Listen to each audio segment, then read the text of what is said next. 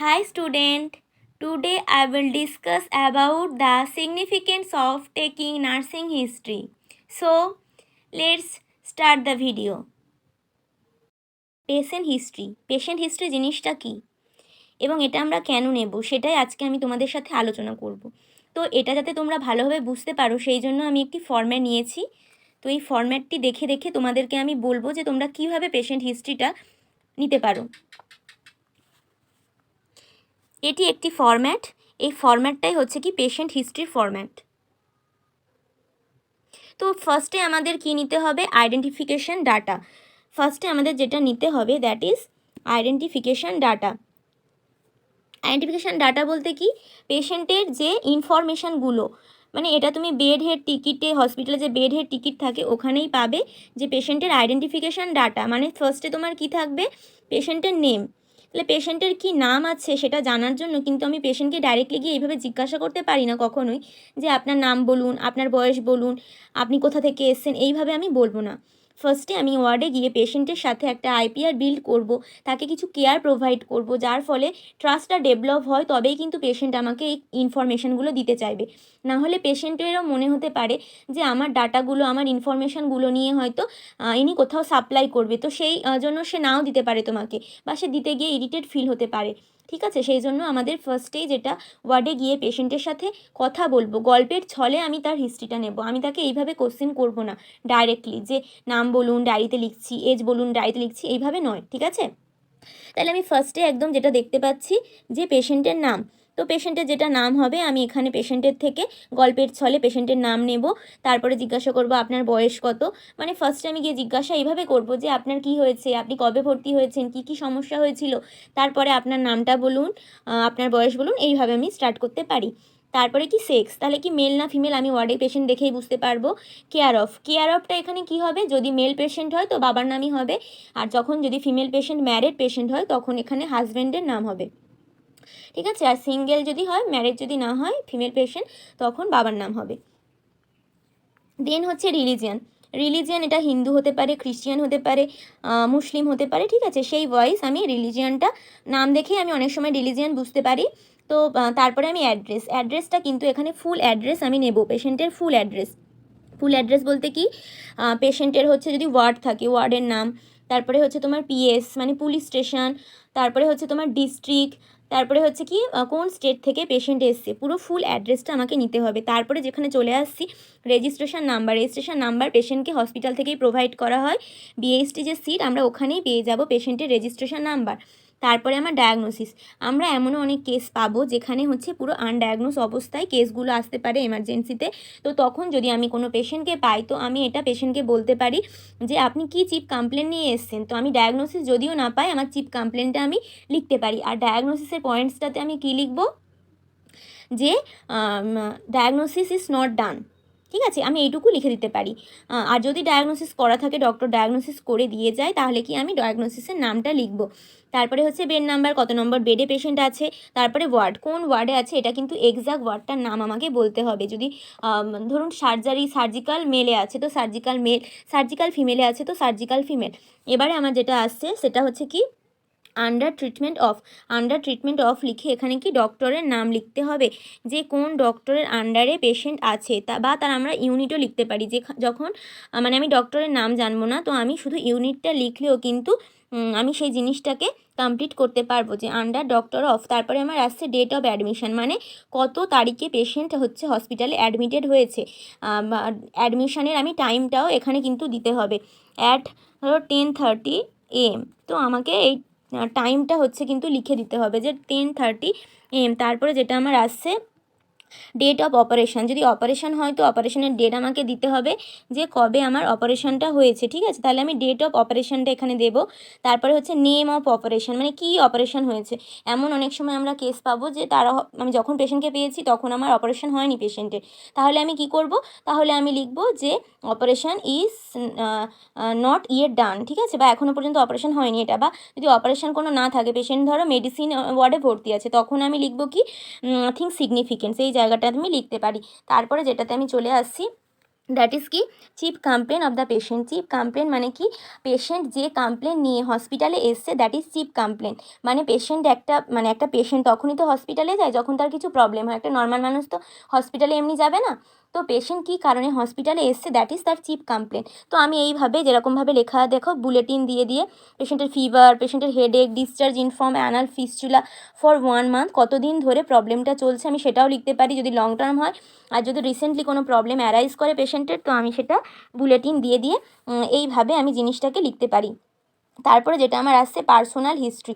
Personal হিস্ট্রির আন্ডারে আমি কী কী পাবো? পার্সোনাল হিস্ট্রির আন্ডারে আমার ফার্স্ট যেটা হবে এডুকেশান।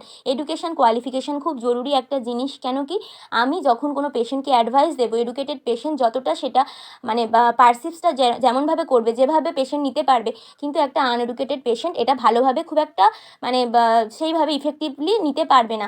বা ডায়েটারি অ্যাডভাইস, ডায়েটারি মেনটেন, তারপরে পার্সোনাল হাইজিন মেনটেন, সব কিছুই কিন্তু একটা এডুকেটেড যে পার্সন আছে সে যতটা ভালোভাবে করতে পারবে, একটা আনএডুকেটেড পার্সন হয়তো ঠিকভাবে সেই জিনিসটা নিতে পারবে না, বা তার টাইম লাগবে যে আমি কি বলছি সেই জিনিসটা বুঝতে। ঠিক আছে, আর এডুকেটেড পার্সন কি অলরেডি হয়তো অনেক জিনিসই জানে, আমার বলার সে অপেক্ষা রাখে না। তো এই জন্য কি, আর একটা কথা কি, যে আমি যখন এডুকেটেড একটা পার্সন দেখবো, তারা কিন্তু দেখবো যে অপেক্ষাকৃত কম ডিজিজে কন্ডিশনে ভুগছে। কেন কি, তারা নিজের যত্ন নিজে নিতে পারে, কোন ডায়েটে তাদের ভালো হবে তারা এটুকু জানে। ঠিক আছে, এবারে অনেক ক্ষেত্রে এটাও কিন্তু ভ্যারি করে। তারপরে আমার কী আসছে অকুপেশনাল হিস্ট্রি। অকুপেশনাল হিস্ট্রিটাও খুব বড় একটা ভাইটাল রোল প্লে করে হিস্ট্রি টেকিংয়ে। কেন কি, অনেক ডিজিজ কন্ডিশন অকুপেশনের ওপর ডিপেন্ড করতে পারে। যেমন কি, যেসব মানুষ হচ্ছে খুব হার্ড ওয়ার্ক করে, যেমন কি তোমার ফার্মার, যারা হচ্ছে তোমার কোদাল চালায় মাঠে, বা হচ্ছে তার নিজের জমি চাষ করে, তারপরে কলকারখানার যে ভারী জিনিসপত্র লিফটিং করে যেসব মানুষজন আছে, ঠিক আছে, তাদের ক্ষেত্রে কি লোয়ার পোর্শন উইকনেস দেখা যায়, তার ফলে ইঙ্গুইনাল হার্নিয়া, তারপরে তোমার আম্বিলিকাল হার্নিয়া, তো এই হার্নিয়া ডিজিজ কন্ডিশনসগুলো দেখা যেতে পারে। তাছাড়া কি, ট্রাফিক পুলিশ, তারপরে হচ্ছে তোমার হেলথ কেয়ার পার্সোনালস যারা আছে, লং টার্ম হচ্ছে দাঁড়িয়ে থাকার জন্য কিন্তু ভেরিকেস ভেনের মতো এই প্রবলেমগুলো দেখা যেতে পারে। তো আমাদের অকুপেশনটা কিন্তু খুব জরুরি একটা ফ্যাক্টরস। তাছাড়া কি, যারা কলকারখানায় বা মানে কাজ করে, তারা হচ্ছে কি নিয়মিত স্মোক যে ইনহেল করছে, তার ফলে কিন্তু তাদের লাং ক্যান্সার, তাছাড়া লাংসের বিভিন্ন ধরনের রোগ হতে পারে, ক্যান্সারও অ্যারাইজ করতে পারে। তারপরে হচ্ছে ম্যারিটাল স্ট্যাটাস। ম্যারিটাল স্ট্যাটাসটাও ইম্পর্টেন্ট। কেন, যে আমার কি ম্যারিটাল স্ট্যাটাসটা এই জন্যই জরুরি যে পেশেন্টের ফ্যামিলিতে কোন কোন মেম্বার আছে, এবং তার যে একজন অবশ্যই হচ্ছে তার কেয়ার গিভার অবশ্যই আছে, এটা জানা হচ্ছে জরুরি। তারপরে হচ্ছে অ্যালার্জি। অ্যালার্জি তো ফুডে হতে পারে, তারপরে কোনো ড্রাগে পেশেন্টের অ্যালার্জি আছে নাকি এটা আমাদের জানাটা খুব দরকার। কারণ কি, যখন পেশেন্ট ডিউরিং হসপিটালাইজেশন, পেশেন্টের কিন্তু প্রচুর মেডিসিন চলে, পেশেন্টের অনেক অ্যান্টিবায়োটিক্সও চলে। তো অনেক অ্যান্টিবায়োটিক্সের উপর পেশেন্টের হাইপার সেন্সিটিভিটি রিয়াকশান থাকতে পারে। হাইপার সেন্সিটিভিটি রিয়াকশান কি, পেশেন্ট সেই ড্রাগের প্রতি অ্যালার্জিক হতে পারে। সেই জন্য আমাদের কি করতে হবে, অ্যালার্জিক হিস্ট্রিটা অনেক বেশি ইম্পর্টেন্ট একটা হিস্ট্রি, কিন্তু এই অ্যালার্জিক হিস্ট্রিটা আমাদেরকে নিতে হবে। তারপরে হচ্ছে স্লিপিং প্যাটার্ন। একটা নর্মাল মানুষের 6 to 8 আওয়ার্স মানে ঘুম খুব জরুরি একদিনে। এবার যখন পেশেন্ট হবে মানে ইলনেস কন্ডিশন, ডিজিজ কন্ডিশন হবে পেশেন্টের, তখন কিন্তু তাকে আমাকে অ্যাডভাইস দিতে হবে যে পেশেন্ট যেন আরেকটু বেশি ঘুমায়। আর পেশেন্ট সেই স্লিপিং প্যাটার্নটা আগে কি মেনটেন করতো ডিজিজ কন্ডিশনে, সেটা জানাও আমার খুব বেশি জরুরি। কারণ কি, স্লিপ অ্যাওয়েক সাইকেলটা হচ্ছে কি আমাদের একটা হরমোনাল রেগুলেশনের জন্য হয়। তো স্লিপ অ্যাওয়েক সাইকেলটা ডিস্টারবেন্সের জন্য কিন্তু হরমোনাল ডিসব্যালেন্স দেখা যায়, তার ফলে বিভিন্ন ডিজিজ কন্ডিশন অ্যারাইজ হতে পারে। তো সেই জন্য আমাদের স্লিপিং প্যাটার্নটা জানা খুবই জরুরি। তারপরে bowel and bladder habits. Bowel and bladder হ্যাবিটসটা কি, যে পটি বা ইউরিন ঠিকঠাকভাবে পেশেন্টের হচ্ছে না কি, যদি না হয় তাহলে আমি এটা irregular Baul and bladder habits লিখতে পারি। তাছাড়া কি, যদি পেশেন্টের কনস্টিপেশন দেখা যায়, লুজ মোশন দেখা যায়, তো আমি এগুলো এখানে পুরো মেনশন করে দেবো। ঠিক আছে, আর কি, ব্লাডার হচ্ছে যে কিডনি পেশেন্ট যারা থাকে তাদের ক্ষেত্রে কিন্তু ব্লাডার মানে ইউরিনটা ঠিকঠাকভাবে হয় না, বা ইরিটেশন হয় তোমার ইউটিআইয়ের ক্ষেত্রে। তো আমি এগুলো যদি কিছু প্রবলেম থাকে এখানে লিখবো, আর যদি না থাকে তাহলে নর্মাল আমি লিখতে পারি, বা bowel and bladder habits is normal. Then আমি নেক্সট চলে যাচ্ছি। নেক্সট আমি চলে এলাম ওয়েটটা কি, ওয়েটটা খুব বেশি জরুরি একটা ফ্যাক্টরস। কারণ কি, ওবেসিটির জন্য কিন্তু অনেক ধরনের ডিজিজ কন্ডিশন অ্যারাইজ হতে পারে। আবার প্রচুর উইকনেস মানে প্রচুর কম ওয়েট হওয়াটাও কিন্তু খারাপ। তাহলে ওবেসিটি আর হচ্ছে থিন, এই দুটো ক্ষেত্রেই কিন্তু মানে ডিজিজ অ্যারাইজ হতে পারে। হাইট আমার ডিপেন্ড করছে, কারণ হাইট ওয়াইজ ওয়েটটা ডিপেন্ড করে হাইটের উপরে। তো হাইট যদি পেশেন্টের ঠিকঠাক থাকে তাহলে আমার ওয়েটটা কী আছে সেটা দেখে পেশেন্টের সেই মতো আমাকে ডায়েট রেকমেন্ড করতে হবে, যদি পেশেন্টের এক্সেসিভ ওয়েট থাকে। আমি হাইট কিভাবে চেক করব পেশেন্টের হাইট চেক করব। পেশেন্টকে আমি হসপিটালের ওখানেই পেশেন্টকে উঠিয়ে ওখানে দাঁড় করিয়ে দেবো, দিয়ে পেন্সিল স্কেল নিয়ে একটা মার্ক করে নেব দেয়ালের গায়ে। তারপরে আমার পকেট আর্টিকেল স্টেপ মেজার দিয়ে আমি জিনিসটাকে মেজার করব যে কত ফিট হলো। আর ওয়েট আমি কিভাবে চেক করব, ওখানে ওয়েট মেশিন থাকে, তো ওয়েট মেশিন থেকে আমি পেশেন্টের ওয়েটটা চেক করতে পারি। এবার যেটা আমার অ্যাডিকশন হিস্ট্রি কিন্তু প্রত্যেকটা ডিজিজ কন্ডিশনের সঙ্গে রিলেটেড থাকে। কারণ কি স্মোকিং, এমন কোনো ডিজিজ নেই যে স্মোকিং তার সাথে রিলেটেড নয়। যে কোনো মানুষের smoking is injurious to health, এই কথাটা খুব সত্যি একটা কথা। কারণ কি প্রত্যেকটা ডিজিজ কন্ডিশনের কিন্তু রিস্ক ফ্যাক্টরসে আমরা স্মোকিংকে রাখি। তাছাড়া তোমার অ্যালকোহল কনজামশন, টোবাকো ইউজ, এগুলো হচ্ছে কি আমাদের অ্যাডিকশন হিস্ট্রি যদি থাকে সেটা পেশেন্টের নিতে হবে। কারণ কি এরাও অনেক ডিজিজ কন্ডিশন অ্যারাইজ করতে পারে। যেমন তোমার অ্যালকোহল কনজামশনের ফলে লিভার সিরোসিস নামক এই রোগগুলো দেখা যায়। তাছাড়া কোলেসিস্টাইটিস এবং নানা রকমের পেটের রোগও দেখা দিতে পারে। তারপরে কন্ট্রাসেপ্টিভ, পেশেন্ট যদি ম্যারিড হয় তো আমি কন্ট্রাসেপ্টিভ মেথড ইউজ করে নাকি সেটা আমি জিজ্ঞাসা করব। কারণ কি ডিউরিং কয়টাস পেশেন্ট কি কন্ট্রাসেপ্টিভ মেথড ইউজ করে সেটা আমার জানা জরুরি। কারণ এর সঙ্গেও অনেক ডিজিজ হচ্ছে রিলেটেড হয়। তারপরে হচ্ছে তোমার ইমোশনাল স্ট্যাটাস কি ডিউরিং হসপিটালাইজেশন বা বিফোর হসপিটালাইজেশন পেশেন্টের ইমোশনালি পেশেন্ট স্টেবল ছিল নাকি, মেন্টালি অ্যালার্ট ছিল নাকি, আর ইমোশনালি স্টেবল পেশেন্ট কি হঠাৎ করে ভেঙে পড়ে, সেই জিনিসটা হচ্ছে জানাটা খুব দরকার। তারপরে হচ্ছে হবি বিভিন্ন মানুষের বিভিন্ন থাকতে পারে, মানে শখ যেটা আমাদের, ঠিক আছে। তো এই জিনিসটাও কেন আমাদের জানা খুব দরকার। হবি দেখবে যে ট্রাভেলিং, মানে মানুষ হবিটা কেন বেছে নেয়, একঘেয়েমি জীবন থেকে, মানে মোনোটোনাস লাইফ থেকে জাস্ট একটু ফ্রি হওয়ার জন্য কিন্তু মানুষ এই জিনিসগুলো বেছে নেয়, ট্রাভেলিং, গার্ডেনিং। তাছাড়া যারা পেট লাভার, যেসব মানুষজন আছে ওরা পেট লাভার, মানে যখন তার বাড়ির কুকুর বিড়ালকে তারা ভালোবাসে, কিন্তু এগুলোকে খুব স্ট্রেস রিলিভ করে। তার ফলে কি সাইকোলজিক্যাল ডিসঅর্ডার থেকে তারা মুক্তি পায়। যদি মানুষ সাইকোলজিক্যালি উইক হয়ে যায় তার ফলে কিন্তু তার অনেক ডিজিজ কন্ডিশন অ্যারাইজ হতে পারে। তাই হবিটা জানাও আমাদের জরুরি, যে পেশেন্ট এই সবগুলো কিছু, মানে এই জিনিসগুলো কিছু আছে নাকি পেশেন্টের। দেন আমি নেক্সট চলে আসছি কোথায়, সোশ্যাল অ্যান্ড ইকোনমিক্যাল হিস্ট্রি। এখানে আমি কী দেখতে পাবো, আমি ফার্স্টেই বলেছি যে আমরা হচ্ছে সোশ্যাল জীব, ঠিক আছে, মানে সামাজিক জীব আমরা। তো আমাদের হচ্ছে যে বাড়ি একটা জয়েন্ট ফ্যামিলিতে থাকে নাকি নিউক্লিয়ার ফ্যামিলিতে থাকে, যারা একটু দেখবে হাসি খুশি খোলামেলা, তারা কিন্তু অত বেশি মানে ডিজিজ কন্ডিশনের মধ্যে দিয়ে অ্যারাইজ করে না। সব কিছু দেখবে খুব সহজেই মানে নিজের মধ্যে মানিয়ে নেয়। তো এটা হচ্ছে জয়েন্ট ফ্যামিলিতে থাকলে কিন্তু সাইকোলজিক্যালি মানুষ অনেক বেশি ফিট হয়। আর যেটা যে নিউক্লিয়ার ফ্যামিলি একদম যেন মোনোটোনাস লাইফ হয়ে যায় অনেক ক্ষেত্রে, এদের ক্ষেত্রে কিন্তু অনেক সাইকোলজিক্যাল প্রবলেমও অ্যারাইজ হতে দেখা যায়। তো এর মধ্যে আমার কী থাকবে, সোশ্যাল অ্যান্ড ইকোনমিক্যালের মধ্যে ফার্স্টে থাকবে আমার টাইপ অফ ফ্যামিলি। এটা হচ্ছে তোমার নিউক্লিয়ার ফ্যামিলি হতে পারে, মানে নিউক্লিয়ার ফ্যামিলি, জয়েন্ট ফ্যামিলি, দু রকম ফ্যামিলি হতে পারে। এখানে হচ্ছে কি নাম্বার অফ ফ্যামিলি মেম্বার্স কতজন আছে, মানে সাপোর্টিং মেম্বার। এটা হেড অফ দ্য ফ্যামিলি যদি পেশেন্ট নিজে হয় তখন কিন্তু প্রবলেম দেখা যায়। কারণ কি পেশেন্টের মানে হেড অফ দ্য ফ্যামিলি যদি ডিজিজ কন্ডিশনে পড়ে পুরো ফ্যামিলি কিন্তু ডিস্টার্ব হয়ে যায়, পুরো ফ্যামিলির মানুষজন কিন্তু ভেঙে পড়ে। তারপরে হচ্ছে কি টাইপ অফ হাউস, পাকা হাউস কি কাঁচা হাউস, এই জিনিসটা হচ্ছে লিখতে হবে। কারণ কি হাউসের ওপরে অনেক কিছু ডিপেন্ড করে, অনেক disease condition. Number of rooms, এই নাম্বার অফ রুমসটা এই জন্যই জানতে হয় যে কি পেশেন্টের হচ্ছে ইকোনমিক কন্ডিশনটা কেমন আছে। আর পেশেন্ট মানে স্লিপিং হ্যাবিটটাও ডিস্টার্ব হতে পারে এই নাম্বার অফ রুমস যদি কম থাকে, সেই জন্য এটা জানা হয়। তারপর হচ্ছে তোমার ভেন্টিলেশন, ওয়েল ভেন্টিলেটেড কি পুয়ার ভেন্টিলেটেড, আমি কিভাবে বুঝবো, যখন আমি দেখব যে একটা পেশেন্ট বলছে যে তার বাড়িতে একটা জানালা একটা দরজা, that is not well ventilated. আমাকে সবসময় একটা দুটো জানালা অবশ্যই করে ঘরে থাকতে হবে, তবেই কিন্তু সেটা ওয়েল ভেন্টিলেটেড এরিয়া হবে। তা যদি হয় আমি লিখবো ওয়েল ভেন্টিলেটেড, আর তা যদি না হয় আমি পেশেন্টকে মানে আমি আমার হিস্ট্রিতে লিখবো যে নট ওয়েল ভেন্টিলেটেড বা পুয়ার ভেন্টিলেটেড, ঠিক আছে।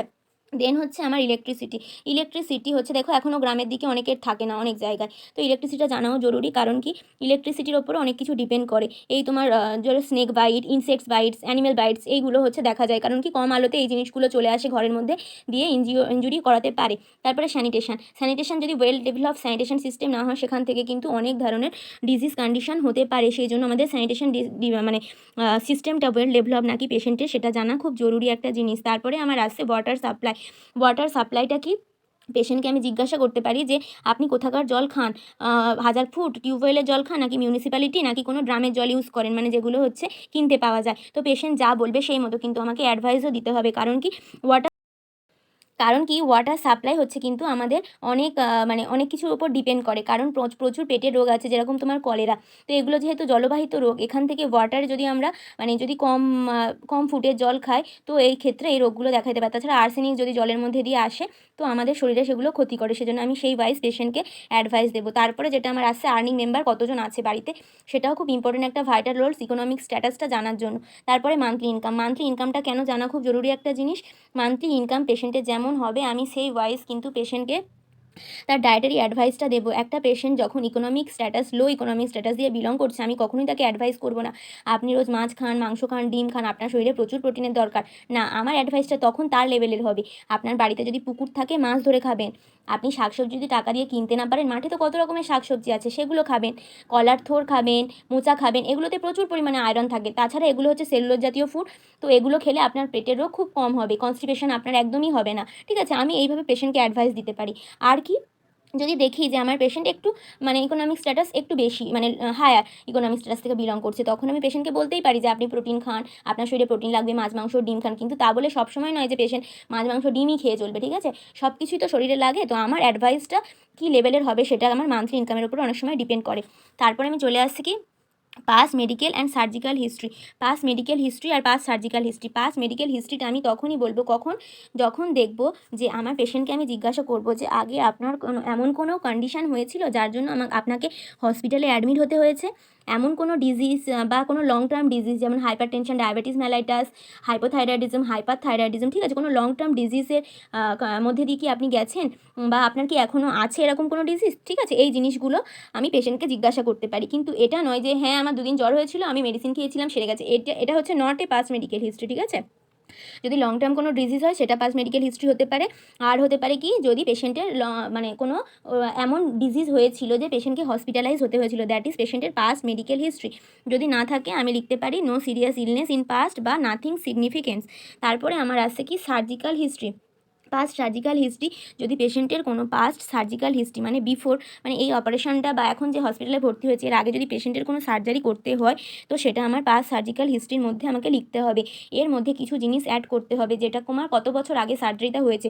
পেশেন্ট তোমাকে বলে দেবে না যে তার ডেট কত ছিল, পেশেন্ট বললো 3 বছর আগে হয়েছে, তোমাকে সেই ওয়াইজ ভেবে তোমাকে সাল লিখতে হবে, কত সালে হয়েছে, কোথায় হয়েছে, ঠিক আছে, কোন হসপিটালে পেশেন্টের হয়েছে, আর কোন সার্জারি, কোথাকার কোন অর্গানে সার্জারি হয়েছে, এটা কিন্তু তোমাকে মেনশান করে দিতে হবে পাস্ট সার্জিক্যাল হিস্ট্রিতে।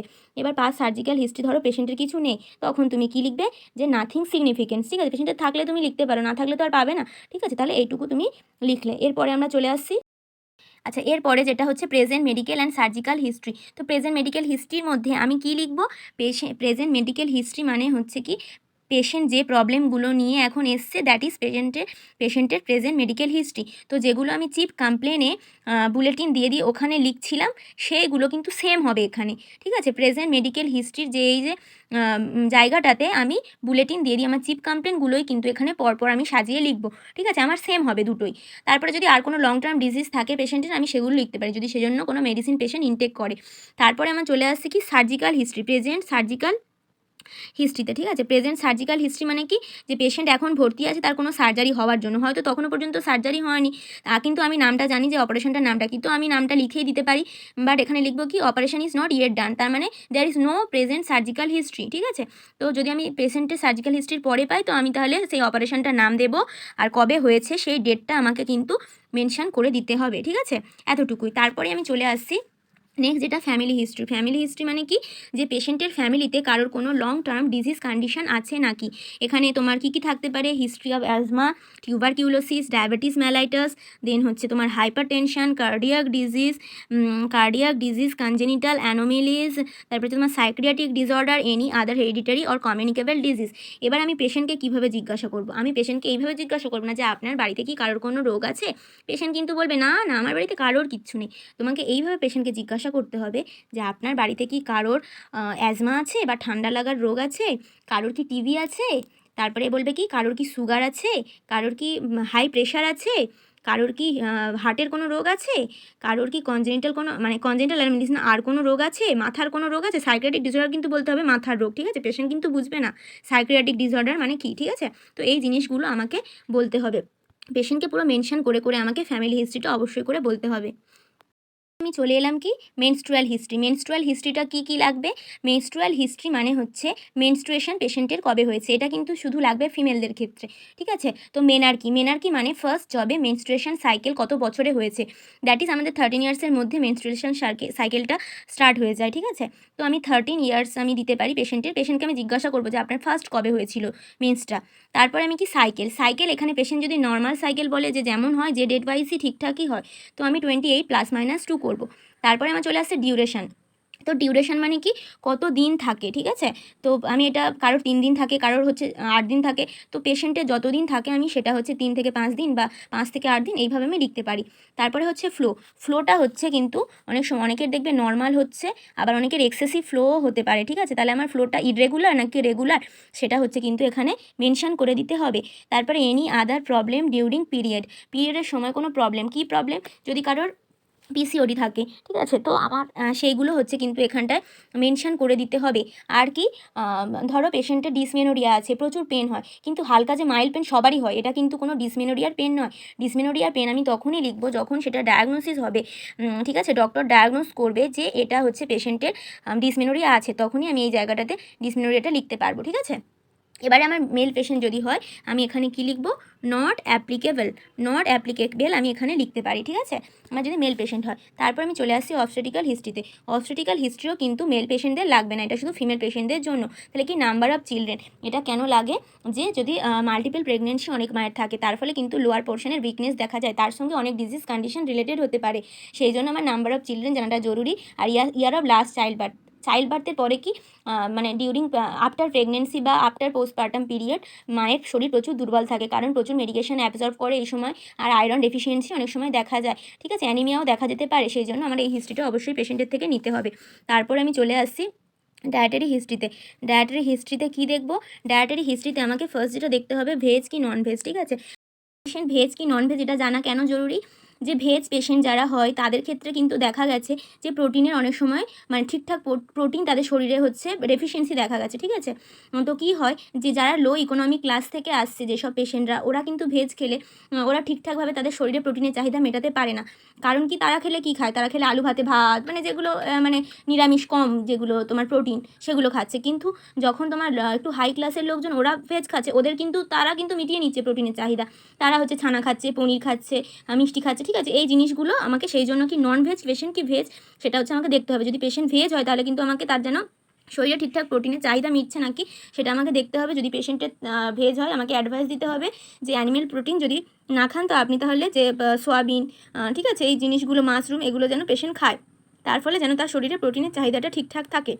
তারপরে যেটা ফুড অ্যালার্জি, পেশেন্টের যদি কোনো ফুডে অ্যালার্জি হয়, এমন হতে পারে যে পেশেন্টের অনেকেরই হয় দেখবে তোমরা যে ব্রিঞ্জালে অ্যালার্জি, বেগুনে অ্যালার্জি, চিংড়িতে অ্যালার্জি, ডিমে অ্যালার্জি, তো পেশেন্টের যদি এরকম কিছু অ্যালার্জি থাকে তো সেটা মেনশন করতে হবে।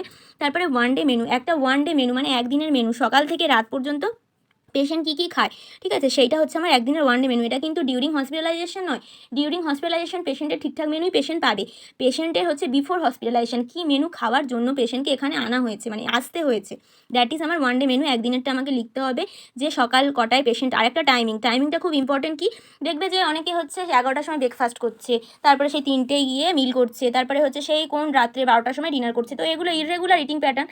তো এই জিনিসটা হচ্ছে পেশেন্ট মেনটেন ঠিকঠাক করেছে নাকি সেটা আমাকে দেখার জন্য কিন্তু তার টাইমিংটা আমাকে মেনশন করতে হবে। তাহলে পেশেন্ট ব্রেকফাস্ট কটায় করছে, আর হচ্ছে মেনুতে কী থাকে পেশেন্টে, ঠিক আছে, সে হাই রিচ ফুড ডায়েটে নিচ্ছে নাকি প্রোটিন নিচ্ছে, তো এই জিনিসগুলো আমাকে জানার জন্য মেনুটা খুব ইম্পর্টেন্ট একটা ভাইটাল রোলস প্লে করে।